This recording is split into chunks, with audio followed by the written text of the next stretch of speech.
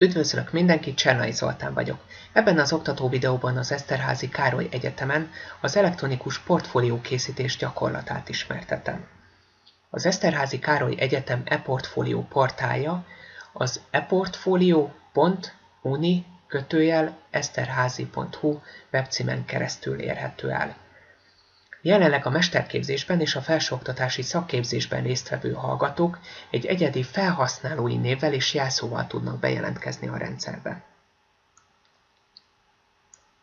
A jobb alsó sarokban található a hivatkozások és források, azon belül pedig kattintsunk a használati útmutató hallgatók részére. Ez egy nagyon hasznos segédanyag a hallgatók számára, ugyanis különböző képek és szöveges utasítások segítségével a portfólió készítés menete van ismertetve. Ha legörgetünk az oldal aljára, akkor itt található a portfólió felkészítés prezentáció, valamint az e-portfólió gyakorló állományok. Most letöltjük ezt a kettő állományt, tehát először a portfólió felkészítés prezentációját. Miután rákattintottam bal gombbal egyszer, ezután a letöltés gombot választom, fájl mentése, és mondjuk az asztalra letöltöm. Sikerült a letöltés, visszalépek. Most az e-portfólió gyakorló állományok tömörített állományt, tehát ezt a zip kiterjesztésű állományt fogom letölteni.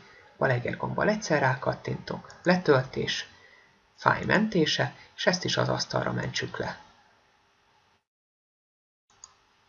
Az asztalon tehát így akkor megtalálható a hallgató 2016-17 második félév, tehát ez a jelen félévnek a prezentációja, a portfólió felkészítéses prezentációja, valamint az e-portfólió gyakorló állományok.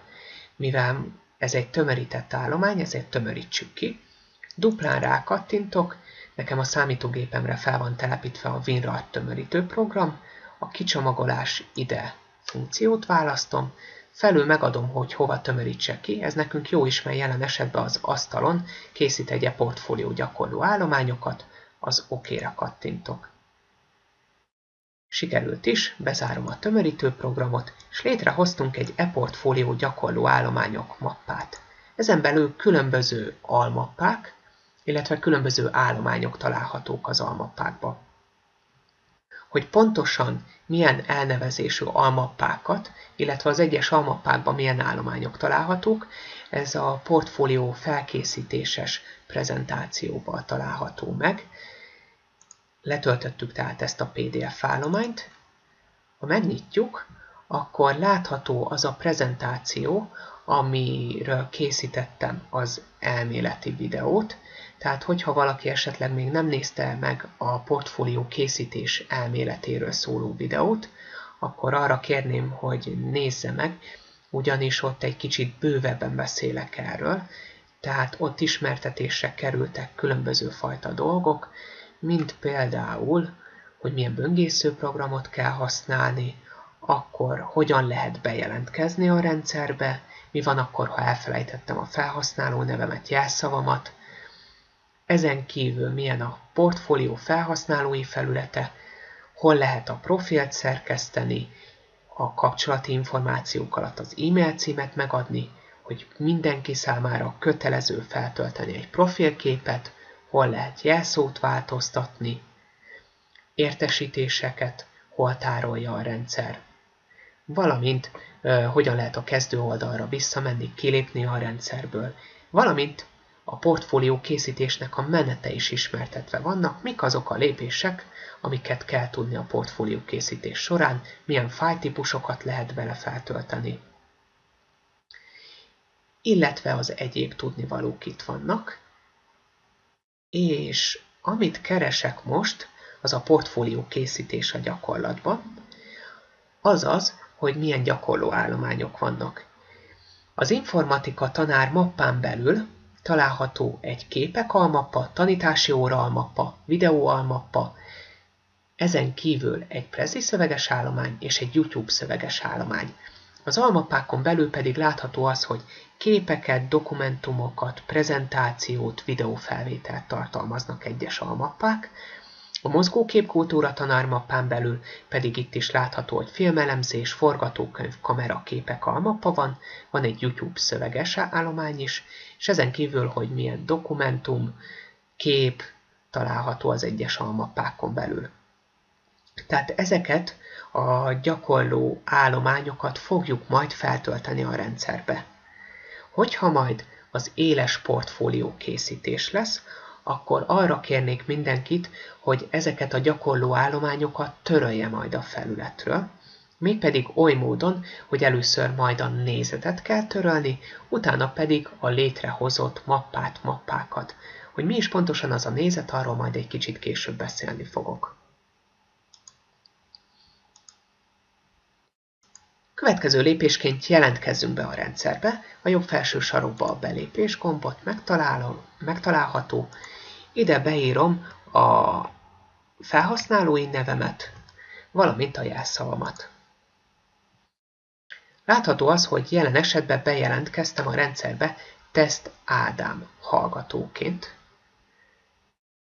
Teszt Ádám hallgató 2 darab csoporthoz került hozzárendelése, ugyanis a portfólió készítésnek az első lépése az, hogy a portfóliónak a rendszergazdája hozzárendeli a megfelelő csoporthoz vagy csoportokhoz, itt a csoportok alatt a szakokat értjük. Tehát Teszt Ádám jelen esetben hozzárendelésre került az LMP-PS 033 G20 informatika tanárcsoporthoz, és az LMP-PS 033 G20 mozgókép, kultúra és médiaismeret tanárcsoporthoz. Tehát ő egy informatika tanár és egy mozgókép, kultúra tanár, mesterképzésben résztvevő hallgató. Az egyszakosak egy csoporthoz kerülnek hozzárendelése, akik több szakosak, azok pedig értelemszerűen több csoporthoz is hozzárendelésre kerülnek. A második lépés a portfólió készítés során az, hogy meg kell nézni, hogy mik is az elvégzendő feladatok. Ezeket úgy lehet megnézni, hogy a csoportok nevére balegérgombbal egyszer rákattintunk. Tehát először rákattintok én most az LMP-PS 033 G20 informatika tanára, bal oldalon látható a szakmódszertanos tanárok rész és a feladatok rész. Jelen esetben nincsenek felsorolva a szakmódszertanos tanárok és az elvégzendő feladatok, de ezek egy rövid határidőn belül pótolva lesznek. Az elméleti videóban is elmondtam, hogy jelenleg még frissítés alatt állnak ezek a feladatok, aktualizálni kell, de remélhetőleg minél hamarabb ezek pótlásra kerülnek. Tehát itt lesznek azok a feladatok, hogy pontosan a portfólió mit kell, hogy tartalmazzon. Azaz a mesterképzésben résztvevő hallgatók számára hány óraterv, óravázlat, hospitálási jegyzőkönyv kell, a felsőfokú szakképzésben résztvevő hallgatók számára pedig, hogy a portfólió pontosan mit kell, hogy tartalmazzon. Tehát így lehet megtekinteni a Teszt Ádám esetében az informatika tanár csoportnak a feladatait, ha rákattintok a mozgóképkultúra és médiaismeret tanár csoportra, akkor pedig itt láthatók a mozgóképkultúra és médiaismeret tanár csoportnak a feladatai és szakmódszertanos tanárai. A következő lépés az lesz, hogy el kell készíteni ezeket a dokumentumokat, amik a feladatok alatt meg vannak nevezve. Hogy pontosan milyen kiterjesztésű állományokat lehet feltölteni a rendszerbe, ezeket is az elméleti oktató videóban ismertettem.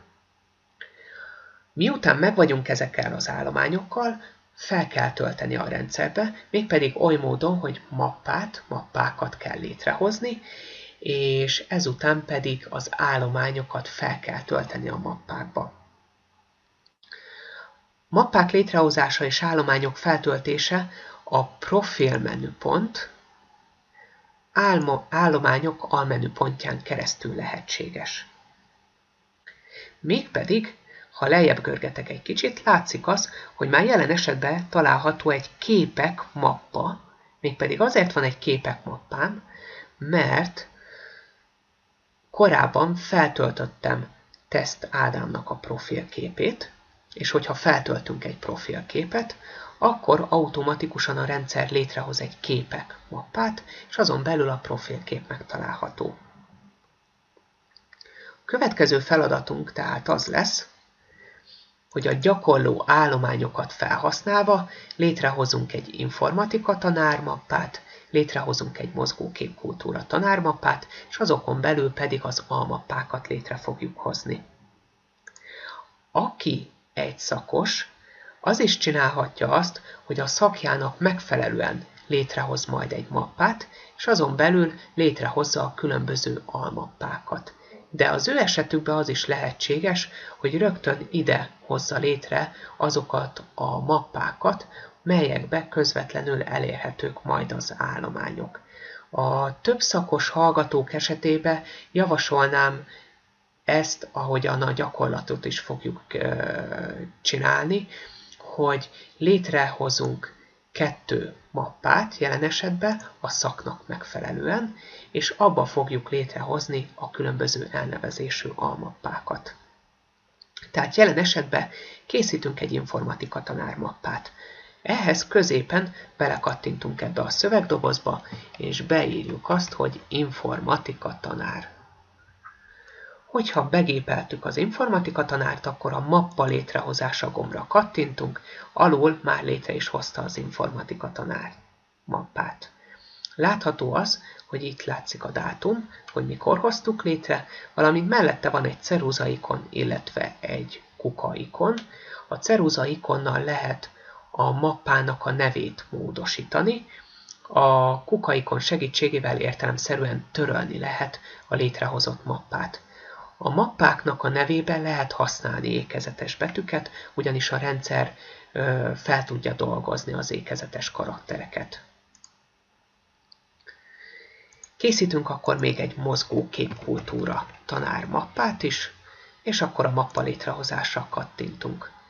Létrehoztuk a 2 mappánkat, most az informatika tanármappán belül különböző almappákat fogunk létrehozni. Ehhez be kell mennünk az informatika tanár mappába, azaz az informatika tanár mappa nevére bal egérgombbal egyszer rákattintunk. Ennek hatására látható, hogy a kezdőlap per informatika tanárba vagyunk, tehát ez azt jelenti, hogy sikeresen beléptünk az informatika tanár mappába. Hogy pontosan milyen elnevezésű mappák vannak ezen belül, látható, hogy képek, tanítási óra és videó. Tehát, ugyanúgy, mint az előbb, létrehozunk egy képek mappát, létrehozunk egy tanítási óra mappát, illetve egy videó mappát. Látható, hogy az informatika tanár mappán belül, tehát ezt a 3 mappát sikeresen létrehoztuk. Következő legyen az, hogy a képek mappába feltöltjük ezt a 4 darab képet. Kicsit feljebb görgetünk, tehát most jelen esetben az informatika tanár mappába vagyunk. Lépjünk be a képek mappába is, hiszen abba szeretnénk feltölteni az állományokat, tehát bal egérgombbal egyszer rákattintunk a képekre, leellenőrizzük, hogy informatika tanár per képek. Oké, rendben, akkor jó helyen állunk. Én jelen esetben most Mozilla Firefox böngészőprogramot használok, nekem itt egy tallózás gomb található a fájlok feltöltésénél. Ha esetleg más böngészőprogramot használnak, akkor lehet, hogy nem pontosan a tallózás szó van ide kérve, lehet, hogy fájlok feltöltése, vagy egyéb más szerepel a gombon. Teljesen mindegy, tehát ennek a gombnak a segítségével lehet feltölteni az állományokat. Tallózással megkeresem, hogy mit akarok feltölteni, tehát az e-portfólió gyakorló állományok, informatika tanár, képek, és itt található a 4 darab kép, amit fel akarunk tölteni. A rendszer támogatja azt, hogy egy időben több állományt is fel lehessen tölteni, azaz a legegyszerűbb módszer szerintem, hogyha egyszer rákattintunk bal egérgombbal az első képre, és megnyomjuk a Ctrl-A betű billentyű kombinációt, ilyenkor kijelöli az összes képet. Természetesen meg lehet azt is csinálni, most kikattintottam belőle, hogy a bal egérgomb nyomva tartásával bekeretezem azokat az állományokat, amiket fel szeretnék tölteni, majd a megnyitás gombra kattintok. Ennek hatására gondolkodik egy kicsit a rendszer, és látszik, hogy fel is töltötte a képeket. Ha lejjebb görgetünk, akkor ellenőrizzük le minden esetben, hogy a képek feltöltésre kerültek-e. Látszik az, hogy a képek mappán belül itt van a 4 darab kép, amit fel akartunk tölteni. Sikerült akkor a fájloknak a feltöltése ebbe az esetbe.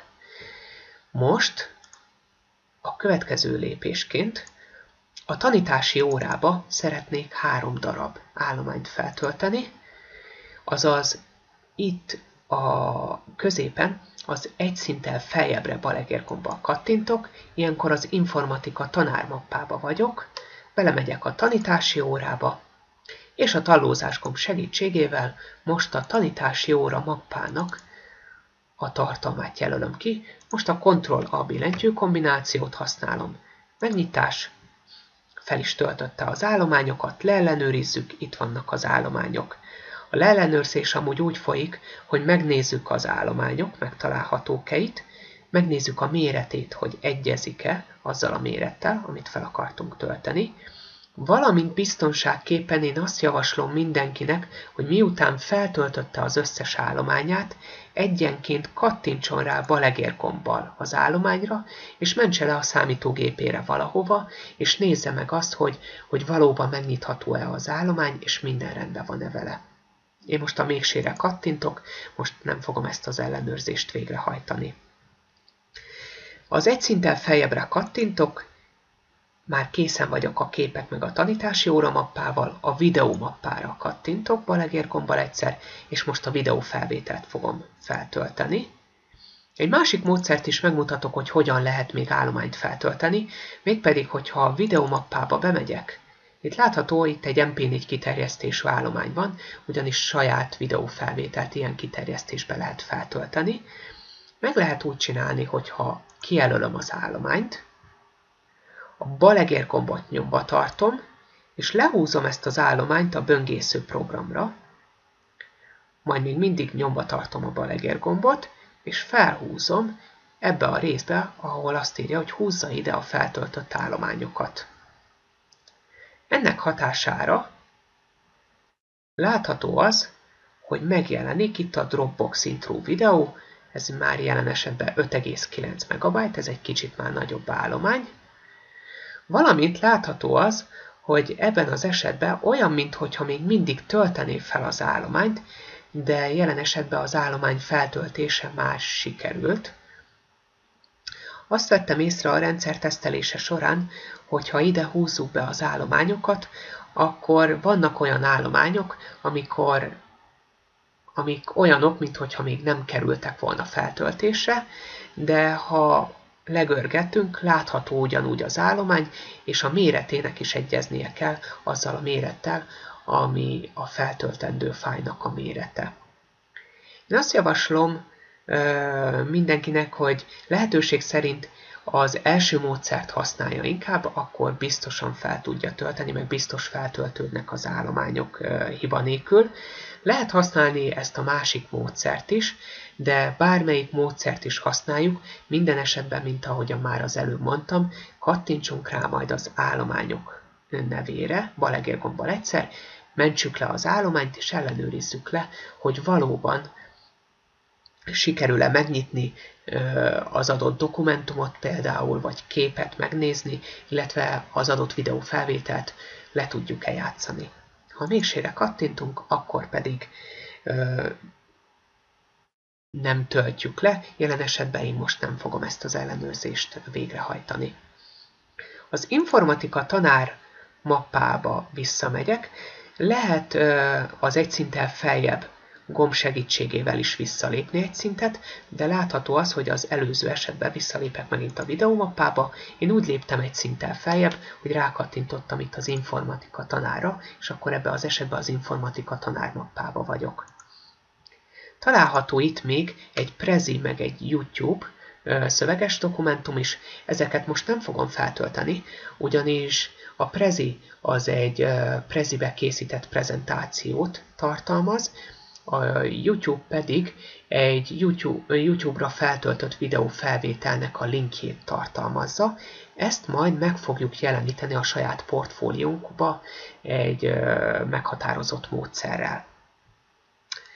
És ezzel mint ahogyan most az informatika tanármappát létrehoztuk, és azon belül az almappákat létrehoztuk, fájlokat feltöltöttük, ugyanígy végezzük el ezeket a dolgokat a mozgókép-kultúra tanármappa esetében is. Tehát itt lesz egy filmelemzés, forgatókönyv, kameraképek. Azaz, egy szinten feljebb megyek, belelépek a mozgókép-kultúra tanármappába. Itt egy kicsit most gyorsabban fogok menni, tehát filmelemzés mappa létrehozása, volt egy forgatókönyv mappa létrehozása, valamint egy kameraképek. Létrehoztam akkor a 3 darab almappámat. A filmelemzésbe kezdjük feltölteni az állományokat, tehát azt mondom, hogy tallózás, mozgókép-kultúra tanár, filmelemzés, elemzést kijelölöm, megnyitás. Látszik, hogy rögtön feltöltésre került az állomány. Még egy fontos dolog, nem szükséges egy menetbe feltölteni az összes állományt, tehát például lehet olyat csinálni, hogy én most néhány darab mappát létrehoztam, pár darab állományt feltöltöttem, és azt mondom, hogy későbbiek során kijelentkezek a rendszerből, és később feltöltök más állományokat is, esetleg újabb mappákat létrehozok. Ebben az esetben, miután kijelentkeztem a rendszerből, egy másik nap bejelentkezek a rendszerbe, a profil menüpont állományok almenüpontjára kell menni, és itt tudom tovább folytatni a feltöltési folyamatot. Tehát visszamegyek a mozgókép-kultúra tanármappába, és akkor azt mondom, hogy a filmelemzést már ide feltöltöttem az állományt, egy szinttel feljebb megyek, a forgatókönyv lesz a következő. A forgatókönyvbe akkor feltöltöm ezeket az állományokat, Ctrl-A, kijelölöm, és akkor fel is töltötte az állományokat, látható, hogy alul megtalálhatók. És a kameraképekbe még pár darab képet feltöltök, mégpedig ezeket a kameraképeket. Itt is egy kicsit várunk. Sikerült a feltöltés, és meg vagyok ezzel. A mozgókép-kultúra tanármappában is van egy YouTube szöveges dokumentum, ezt jelen esetben most ismételten nem fogom feltölteni. De majd értelemszerűen meg fogjuk ezt is jeleníteni, ezt a YouTube-os videófelvételt a portfólióba. Végeztem a feltöltéssel, itt visszamegyek a kezdőlapra, látható, hogy van az informatika tanár, mozgókép-kultúra tanármappánk, azon belül pedig akkor mindent rendesen létrehoztam. Arról már beszéltem, hogy a ceruzaikonnal lehet módosítani a nevet, a mappának a nevét, a kukaikon segítségével pedig lehet törölni az adott mappát. Ugyanez van a fájlok esetében is. Tehát, hogyha az informatika tanárba bemegyek, azon belül mondjuk a képekbe, akkor itt is van ceruzaikon meg törlésikon, tehát tudjuk módosítani a fájlnak a nevét, illetve tudjuk törölni is az állományt. Fontos lenne az, hogyha módosítjuk a fájlnak a nevét, akkor ne felejtsük ki a fájl nevének a végéről a kiterjesztést. Tehát ne legyen az, hogy amikor módosítjuk a nevet, akkor kitöröljük a kiterjesztést is, mert akkor nem biztos, hogy a rendszer fel fogja ismerni. Ha valaki módosítani akarja a nevet, és az informatikában annyira nem jártas, akkor inkább azt javaslom, hogy a saját számítógépein módosítsa az állománynak a nevét, innen törölje le az állományt, utána pedig megint töltse fel az állományt, és akkor biztos, hogy semmit sem fog elrontani. Miután végeztünk az állományoknak a feltöltésével, akkor csak mi tudunk hozzáférni ezekhez az állományokhoz kizárólagosan, tehát senki más ezeket a feltöltött állományokat nem látja rajtunk kívül, azt a mappa szerkezetet, amit létrehoztunk, azt senki nem látja rajtunk kívül. Jobb oldalt a feltöltés során mindig ellenőrizni tudjuk a kvóta résznél azt, hogy pontosan hol is állunk a kvótába. Minden felhasználó számára 100 MB-nyi tárhelyet biztosítunk, jelenleg most 7,2 MB-ot használtunk fel. Tehát készen vagyunk, sikerült feltöltenünk az állományokat, létrehoztuk a mappákat. Mivel mondtam azt, hogy ezekhez kizárólagosan csak mi férhetünk hozzá, ezért létre kell hozni a portfólió rendszeren belül egy úgynevezett nézetet. Mégpedig a nézetet azért kell létrehozni, hogy a nézeten belül a szakmódszertanos tanárok el tudják érni azokat az állományokat, amiket ide feltöltöttünk, ami mappákat itt létrehoztunk. Hogy milyen elnevezésű mappákat hozunk létre, tehát én most, hogy létrehoztam az informatika tanár és mozgóképkultúra tanár mappát, ezt mindenkire rábízom, én azt javaslom, hogy a szaknak megfelelően hozzunk létre első lépésként mindig egy mappát, és azon belül bármilyen elnevezésű mappákat használhatunk, ezt mindenkire tehát rábízom, hogy milyen mappaneveket használ. Az egyszakosaknál mondtam azt, hogy ott nem kötelező rögtön létrehozni a szaknak megfelelően mappát, hanem ide is létre lehet hozni. Azért a két, illetve több szakosok esetében azért hozunk létre a szaknak megfelelő mappát, hogy nehogy előforduljon az, hogy összekeverednek a két szaknak a mappái, illetve az állományai. Nézetet létrehozni abban az esetben kell, amikor már ide a profil menüpont, állományok almenüpontjába nem szeretnénk már új mappákat létrehozni, és nem szeretnénk új fájlokat feltölteni. Tehát amikor már úgy érezzük, hogy teljes a portfóliónk, már semmi állományt nem akarunk feltölteni, semmi mappát létrehozni, azaz végeztünk ezzel a résszel, akkor hozzunk létre nézetet. Nézet létrehozása a portfólió menüpont,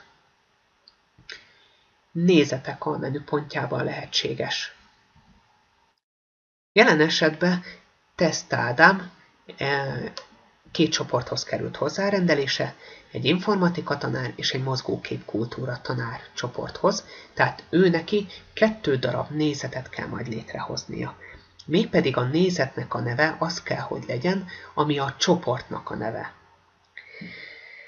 Nem biztos, hogy meg tudjuk jegyezni a 2 csoportnak a nevét, ezért én ilyenkor azt szoktam csinálni, hogy kimásolom a csoportnak a nevét egy szöveges dokumentumba, és akkor onnan majd be fogom másolni, azt fogom megadni a nézet nevének.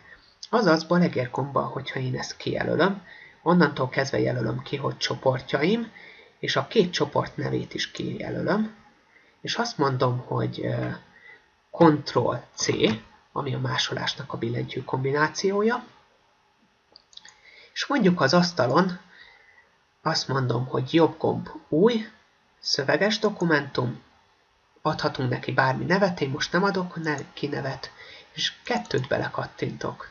És ide Ctrl-V-vel beillesztem. Már most annyit csinálok még, hogy kitörlöm ezeket a felesleges részeket innen, meg innen is kitörlöm ezt, tehát létrehoztam egy dokumentumot, egy szöveges dokumentumot, a mentéssel el is tudom ezt menteni. Na most ezt vissza lerakom, és majd a nézetnek a neve ez lesz.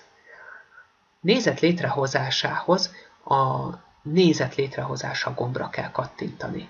Ha rákattintok erre, rögtön az a lépés jön, hogy adjuk meg a nézetünknek a nevét. Ebben az esetben első lépésként az LMP PS 033 G20 informatika tanár nézetet fogom létrehozni, és azt adom a nézet nevének. Tehát kijelölöm ebbe a szöveges dokumentumba Ctrl-C, a másolás, Ctrl-V betű pedig a beillesztés. Tehát a cím megjelenítése részbe ezt begépeltem, ezután a mentés gombra kattintok. Létre is hoztuk a nézetet ebbe az esetbe. Következő lépés az lesz, hogy a nézetbe meg fogjuk jeleníteni azokat az állományokat, amiket feltöltöttünk az e-portfólió felületére, valamint azokat a prezentációkat és videófelvételt is, tehát itt most a Prezire, illetve a YouTube-ra gondolok, amit máshol készítettünk, azt is meg fogjuk tudni jeleníteni ebbe az adott nézetbe. Na most arra kell törekedni a nézet készítése során, hogy minél színesebb, minél sokszínűbb nézetet hozzunk létre. Amit minden hallgatónak használni kell, az a baloldali részben található, ugyanis itt a bal oldalon vannak azok az úgynevezett blokkok, amiknek a segítségével meg lehet jeleníteni a különböző tartalmainkat. Amit mindenkinek használni kell, az az állományok, képek és videókon belül található. Rákattintottam balegérgombbal egyszer, és azon belül pedig a mappa, amit ki kell választani, balegérgombbal egyszer rákattintok.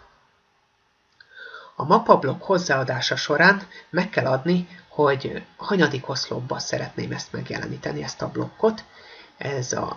Hogyha erre kattintok, akkor az első oszlop, ha a középsőt választom, a második, ha a harmadikat, az a harmadik oszlop, tehát ezt a jobb oldali területet 3 oszlopos elrendezésbe kell elképzelni. Most én az első oszlopra kattintok rá, a pozíció legyen a cella tetején, most jelenleg más nem is tudok kiválasztani, és a hozzáadás gombot választom ki. A következő a mappa blokknak a beállításai.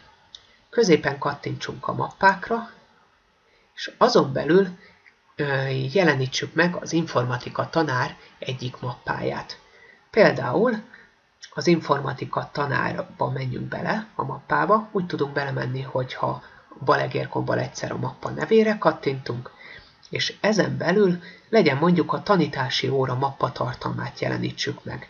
Ebben az esetben nem a mappa nevére kell rákattintani, hanem a mappával egy sorba található ez a pipa ikon, ez a választás ikon. Erre kell rákattintani. Ennek hatására kiírja a rendszer, hogy ami mappát kiválasztottam, az a tanítási óra. Ezután lehet a mappa blokknak egy címet is adni, viszont címet nem kötelező megadni a mappa blokk esetében, ugyanis ebben az esetben az lesz a mappa blokknak a címe, hogy tanítási óra, tehát ilyenkor mindig a kiválasztott mappa címét fogja majd alapértelmezetnek venni. Ha szeretnénk, hogy más legyen a címe, akkor ha ide kattintunk, akkor egy új címet tudunk meghatározni, de jelen esetben szerintem ez felesleges. Minden esetben a blokkot menteni kell, a bal alsó sarokba található a mentés gomb. És ennek hatására a tanítási óra mappába megjelenik a prezentáció, az óraterv, illetve az óravázlat. Jöjjön a következő, tehát egy következő mappa tartalmát szeretnénk megjeleníteni. Válasszunk egy újabb mappa blokkot az állományok, képek és videókba. Mondjuk azt, hogy a középső oszlopba szeretnénk megjeleníteni, tehát a második oszlopba, a cella tetején. Választjuk a hozzáadás gombot, és most azt fogjuk mondani, megint a mappákra kattintok, azon belül pedig megmondjuk, hogy az informatika tanárnak melyik almappáját szeretném megjeleníteni. Nagyon fontos lenne az, hogy ne az informatika tanár mappán belül levő összes almappát jelenítsük meg, tehát hogy az informatika tanár esetében nyomjunk a választás gombra, hanem mindig menjünk a mappa struktúrába annyival be, amely almappán belül találhatók maga az állományok. Tehát ebbe az esetben mondjuk a képek mappának a tartalmát akarjuk megjeleníteni, tehát a képekkel egy vonalba a választás ikonra kattintok, nem adok neki új címet, a mentés gombot választom. Jelen esetben a képeket jeleníti meg. Hogyha véletlenül rájövök arra, hogy ezt a blokkot Az első oszlopba szerettem volna megjeleníteni, és a tanítási órát a második oszlopba, akkor nagyon egyszerűen lehet a blokkoknak az helyzetét meghatározni, tehát át lehet rendezni őket, mégpedig oly módon, hogyha a blokk címéhez viszem az egeret, és a bal gombot nyomva tartva áthúzom egy másik oszlopba. Tanítási órát pedig mondjuk bal gomb nyomva tartásával idehúzom. Ha kiderül, hogy nincs szükségem egy blokkra, akkor pedig a kuka ikon segítségével törölni tudom, megkérdezi a rendszer, hogy valóban akarom-e a blokkot törölni, az OK gombbal törölni tudom a blokkot. Tanítási órát ezt most visszarendezem ide az első oszlopba, és akkor meg vagyok. Ha egy blokkot törlök, az nem fogja törölni a profil menüpont állományok almenüpont alá feltöltött állományokat, hanem csak ebbe a nézetbe törli magát ezt a blokkot. Tehát nem kell attól félni, hogy a korábban feltöltött állományunk így most a törlés segítségével elveszlik. Következő, tehát a mappablokk segítségével lehet megjeleníteni egy mappába feltöltött állományokat, mindenkinek kötelezően ezt a blokkot kell használni. Következő lépésként megmutatom azt, hogy egy kicsit hogyan lehet színesíteni a portfóliót, tehát ha valaki csak a mappablokk segítségével készíti el a nézetet, az is jó, de hogyha van olyan, aki egy kicsit színesebb portfóliót szeretne készíteni, akkor megmutatom azt, hogy hogyan lehet egy kicsit feldobni magát ezt a nézetet, vagy más néven a portfóliót. A képek mappába például képeket töltöttünk fel. Nézzük meg azt, hogy hogyan lehet egy képet a nézeten belül előnézetként megjeleníteni. Bal oldalon található egy olyan, hogy képbeillesztése. Ha bal egérgombbal egyet rákattintok, azt mondom neki, hogy a középső oszlopba jelenítse meg, a cella tetején, a hozzáadást választom. Itt középen a képre kell kattintani, és megkeresem azt a képet, amit meg akarok jeleníteni, ami az informatika tanár mappán belül van. Itt most látszik az, hogy a képek mappával egy vonalban nem található a választásikon, ugyanis bele kell kattintani a képek mappába, és ott vannak azok a képek, amik közül egyet ki tudunk választani. Legyen mondjuk ez a felső kép, a képpel egy vonalba a választás gombra kattintok. A blokk címének itt már meg kell adni valamit, különben ha nem adok neki egy címet, akkor az lenne a blokknak a címe, hogy képbeillesztése.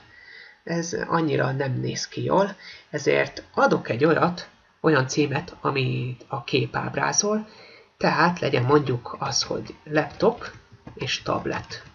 Ha jól emlékszem, akkor egy laptopot és tabletet ábrázol ez a kép. Ha meg vagyok vele, akkor a mentés gombra kattintok, és látható, hogy rögtön meg is jelenik a kép, és nagyon jól néz ki, hogy előnézetként megjelenik ez a kép a nézeten belül.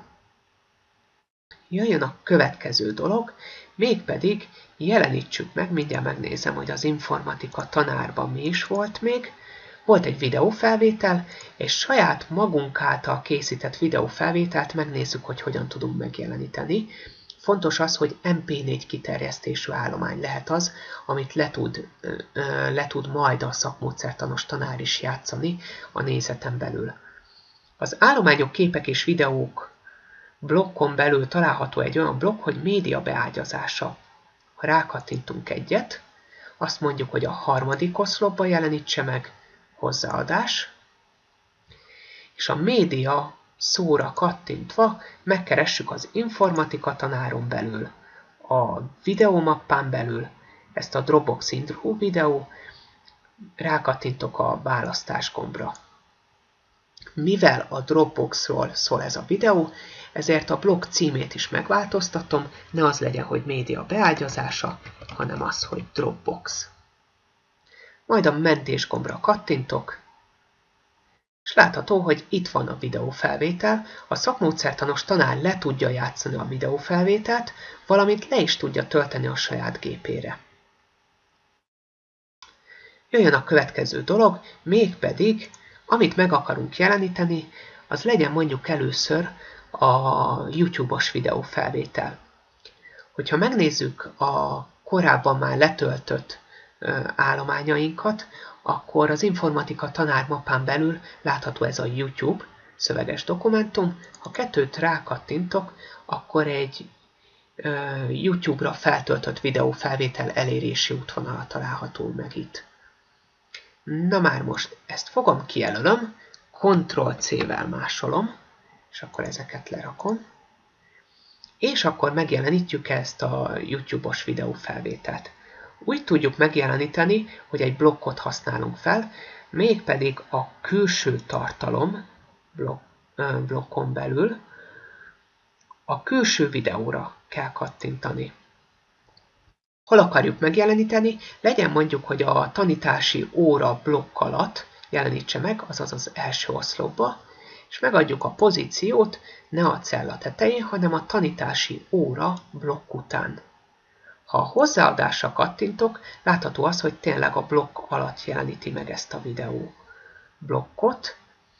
Az URL vagy beágyazási kódhoz ide Ctrl-V-vel beillesztem a YouTube-os videófelvételt. Miről szól ez a videófelvétel? Ez az internetről szól. Hogyha meg vagyok ezzel, akkor a mentés gombra kattintok. Kicsit várni kell, és már is megjelent a videófelvétel. Következő legyen az, hogy a prezit fogom megjeleníteni. Ha megnyitom a prezit, akkor itt egy hosszú kódot lehet találni, egy úgynevezett iframe kódot. Majd erről is fogok készíteni egy videót, hogy hogyan lehet legenerálni egy ilyen iframe kódot. Ez nagyon egyszerű pár kattintás segítségével, hogyha akár a prezibe készítek egy prezentációt, akkor elő lehet állítani egy ilyen iframe kódot, vagy a SlideShare segítségével is lehet iframe kódot előállítani. Nagyon sok olyan alkalmazás van, ami képes arra, hogy egy iframe kódot elő tudjon állítani, és akkor ezeket az iframe kódokat meg lehet jeleníteni a portfólióba. Ctrl-C-vel kimásolom ezt a kódot, és ismételten azt a blokkot fogom használni, amit az előbb is, a YouTube-os videónál, a külső tartalom, és azon belül a külső videó. Azt mondom, hogy középen akarom megjeleníteni, mégpedig a laptop és tablet után. Hozzáadás. És a beágyazási kódhoz beillesztem ezt a hosszú kódot. Mi legyen a blokknak a címe? Legyen mondjuk az, hogy Prezi. Ezután az oldal alján a mentés gombra kattintok, egy kicsit kell várni, és meg fogja jeleníteni maga a prezentációnkat, a prezinket is. Még egy blokkot megmutatok, hogyan lehet rövid szöveges üzenetet írni a szakmódszertanos tanárnak. Ezt a szövegblokk segítségével tudjuk megtenni, ez bal oldalon található legfelül. Ha a szövegre rákattintok, azt mondom, hogy a harmadik oszlopba jelenítse meg a Dropbox után, és a hozzáad segítségével megjeleníthetünk valamilyen szöveget, legyen mondjuk a blokk címe az, hogy megjegyzés, és lehet egy olyat írni, hogy tisztelt szakmódszertanos tanár,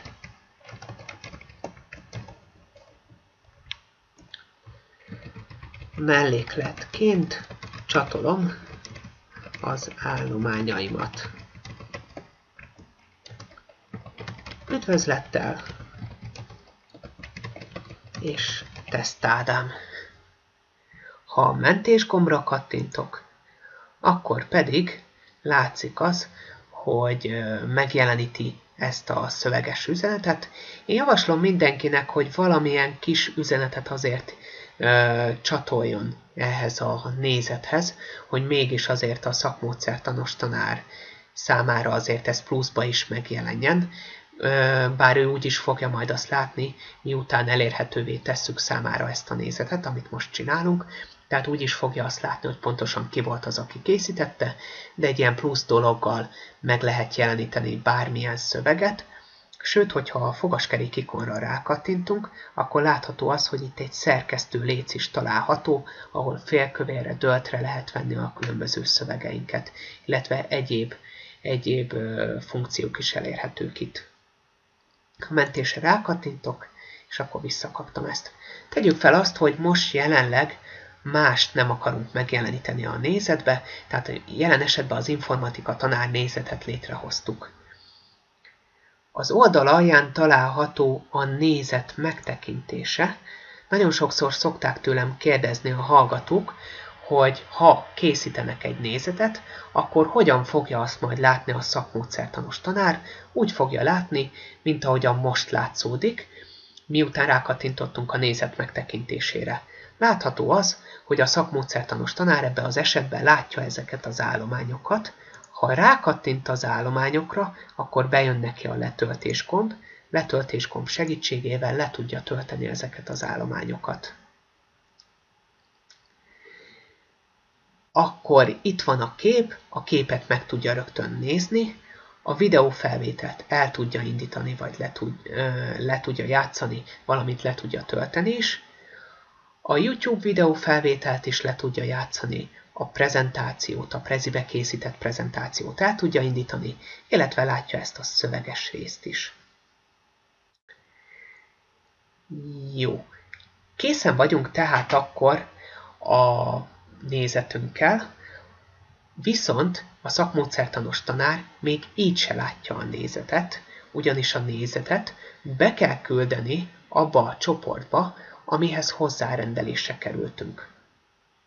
Annyit még megmutatok, hogyha valaki elkezdi készíteni a nézetét, de véletlenül elkattint valahova, tegyük fel azt, hogy a kezdőlapra én elkattintok, akkor vissza kell valahogy menni a nézet szerkesztésébe.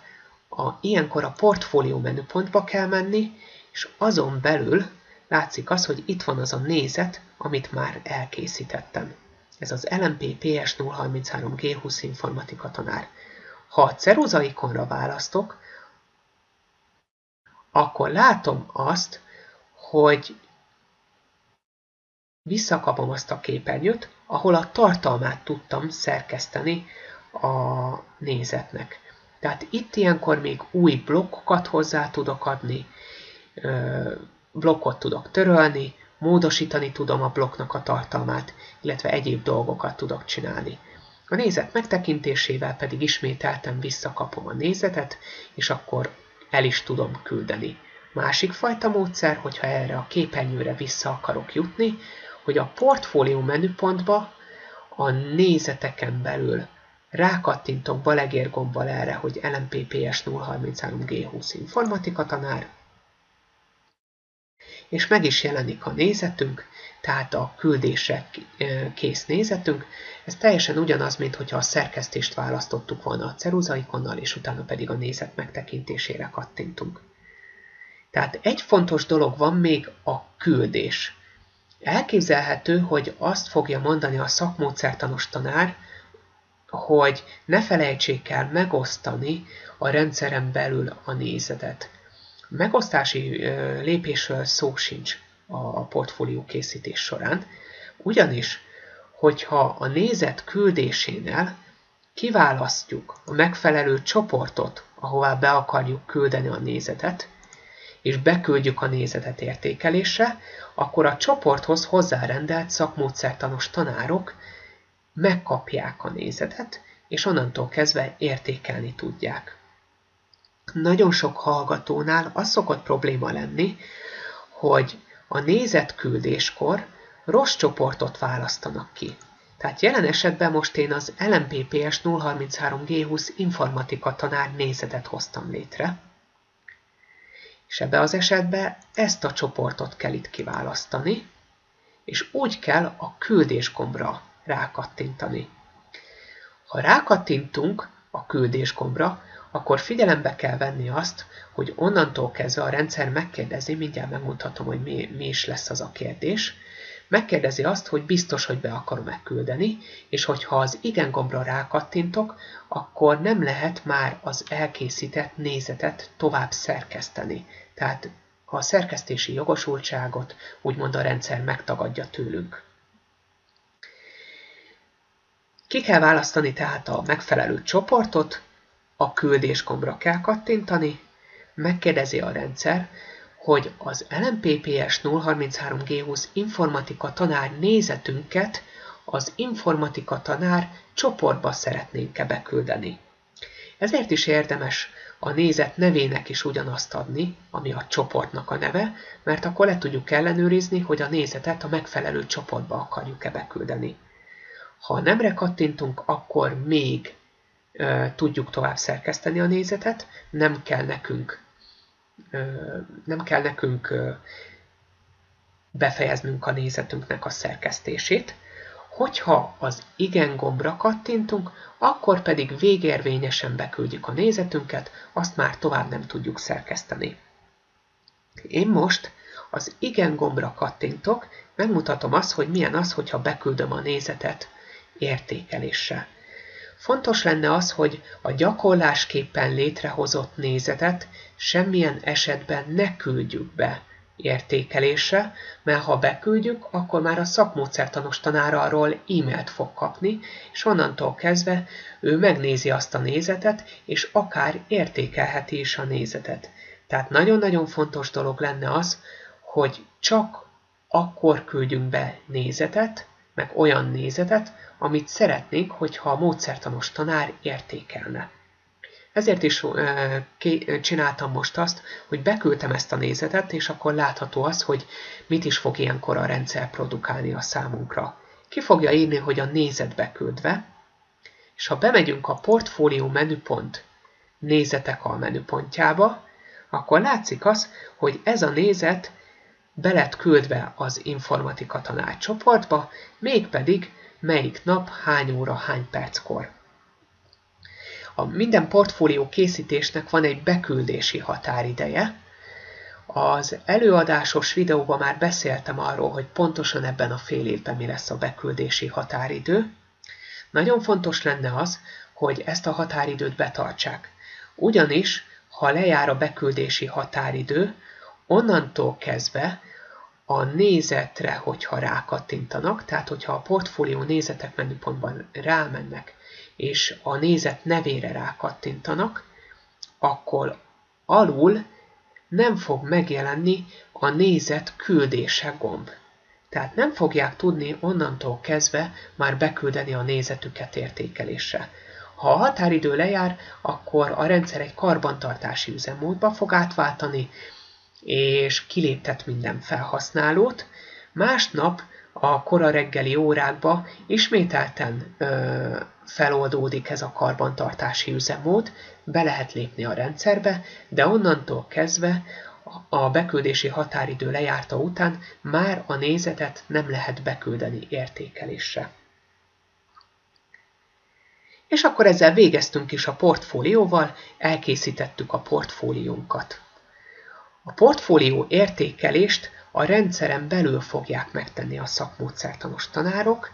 Hogy pontosan hogyan is történik ez, megmutatom, hogy hol lehet majd elérni.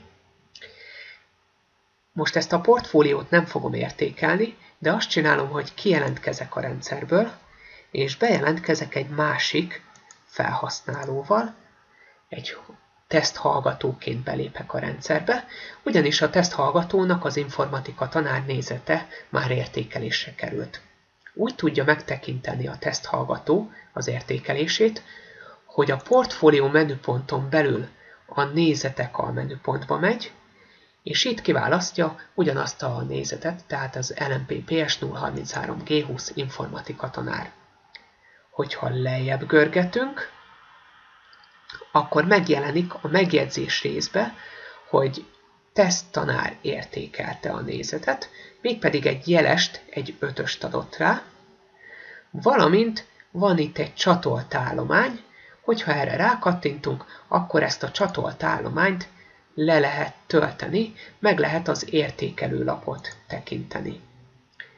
Hogyha a szakmódszertanos tanár értékeli a nézetünket, arról egy e-mailes tájékoztatást fogunk kapni, és ha belépünk a rendszerbe, akkor meg tudjuk nézni az értékelésünket. Ezen kívül egy másik helyen is elérhető az értékelésünk, mégpedig, hogyha a profil menüpontba megyünk, azon belül pedig az állományok almenüpontba, akkor itt lesz egy olyan mappa, hogy értékelések, és ezen belül ugyanúgy rákattinthatunk az állományra, és megtekinthetjük a saját értékelésünket. Az elméleti videóban beszéltem még arról, hogy majd fognak kapni egy olyan értesítést is, hogy a nézetüket feloldották, ugyanis a nézet feloldásakor a szakmódszertanos tanár archiválja a beküldött nézeteket, tehát amikor kapnak egy ilyen üzenetet, hogy a nézet feloldása megtörtént, az azt jelenti, hogy a nézet archiválása sikeres volt, valamint a nézetnek visszakapják a szerkesztési jogát, ami az azt jelenti, hogy onnantól kezdve az adott nézetet lehet szerkeszteni tovább, lehet rajta módosítani, de hát ebben az esetben már felesleges módosítani rajta, hiszen a szakmódszertanos tanár már értékelte az elkészített nézetet. Most kilépek teszthallgatóként, visszalépek még tesztádámként, és azt még megmutatom, hogy a másik nézetet hogyan lehet létrehozni, ezt most villámgyorsan fogom megmutatni. A portfólió menüpont nézet almenüpontjába lehet létrehozni, mégpedig most a mozgóképkultúra tanárnak az állományait fogom megjeleníteni. Azt mondom neki, hogy nézet létrehozása. Az új szöveges dokumentumban itt található a másik név, ezt már be is zárom, erre nincs szükségem. Meg is van a másik nézet, mentésgombra kattintunk, és akkor meg fogjuk jeleníteni az tartalmakat. Mindjárt megnézem, hogy mi van benne. Filmelemzés, forgatókönyv, kameraképek. Ezeket most én a mappablokkokkal fogom megjeleníteni, tehát állományok, képek és videók. Mappa, első oszlop, hozzáad, mozgóképkultúra, filmelemzés. Utána megint a mappablokk középre rakom, azaz a második oszlopba. Most azt mondom neki, hogy a forgatókönyv, és akkor még a kameraképek, harmadik oszlop. Mappák, mozgóképkultúra és kameraképek. Mentés. Megvan a 3 mappának a tartalma. Még annyit csinálok, hogy ezt a YouTube-os videófelvételt megjelenítem.